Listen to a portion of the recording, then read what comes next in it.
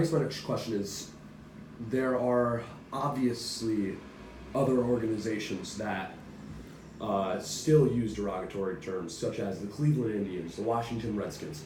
And I guess my question to you is, why do these people think it's okay to remain on this sort of marginalizing path in terms of their mascot? Why do you think they do that? I believe it'd cost a lot of money to change it. I believe they'd get backlash from fans, and I think those are my two main reasons. Those are the ones that come up to mind. Mm-hmm. And I would guess that it's money. Yeah. As much as anything. Mm-hmm. You know, you think of other companies that make changes when they know they can do it and not, lose their arm and the leg in it. They probably do it.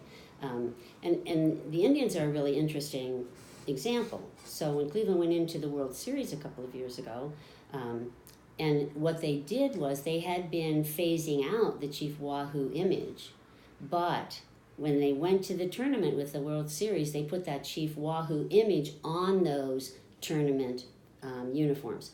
And they got significant backlash from fans saying, hey, you said you were doing away with this, now why are you bringing it back now? And so I think Cleveland's in a dilemma in that they're trying to figure out how to do that. The major thing they want to do is lose fan base. So they've got to figure out, how are you going to keep everybody happy? It's a very fine line. It's a very interesting line. We've done away with a lot of other things that deal with other minority populations. There used to be all kinds of things that represented plantations and slaves and the way things were done between whites and African Americans. So we haven't had as much a difficulty in doing that, probably because those changes really are much more than just 10 years old. They're going way back to the middle of the 1800s. Yeah. But I guess then the newest thing that's really pushed this further is the NCAA. Was it 2006 or 7? Saying that if colleges are still using Native images or words that represent Native, they will no longer be allowed to have postseason play in their schools. Now, we take a school like the University of Illinois that makes an awful lot of money on postseason tournaments. Yeah. They could never have the Final Four. They could never have any of that. So the NCAA pushes it really hard in the last 10 years. And once you cut into the revenue, that's when change really happens. Exactly. Mm-hmm. And so that moves things in a variety of places, and Illinois is one of those. Illinois has been a really interesting, very controversial, very nasty story.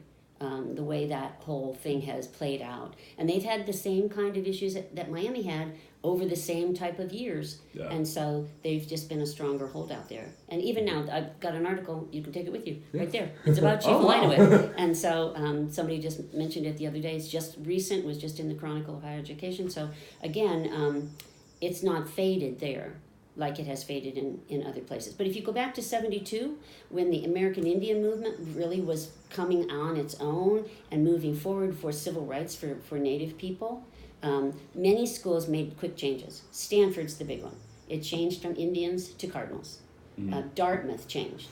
And when we go back and we look at the schools that made the changes, those become significant because what colleges are worried about is fan base, and they're also worried about donations.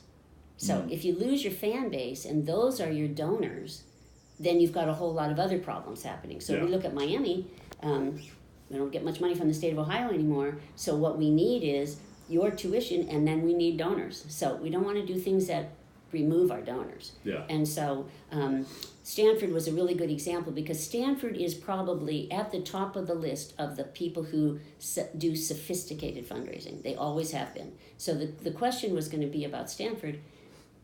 Are they going to lose their donors? Yeah. And they did not. And so when we look at other examples, lots of things changed in the 70s. Lots of them changed. Or they had an image that they changed the image, but they kept a word. Braves, Indians, other things like that. And so I think that if you go back, and I don't know if you've read the piece that's in the Miami University history book, but I'll grab it for you before you go so that you can find it. It gives the whole history of what Miami did.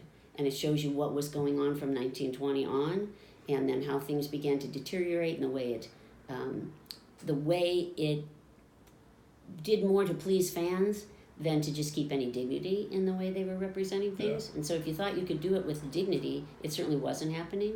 And so I think that's what the push in the 70s. And Miami's a good example of somebody who rode the two sides. You know, tried to go right down the middle, keep everybody happy, do away with what they thought was the undignified stuff, but keep the term. And so I think that's Miami's story as much as anything. Thank you. This is great stuff.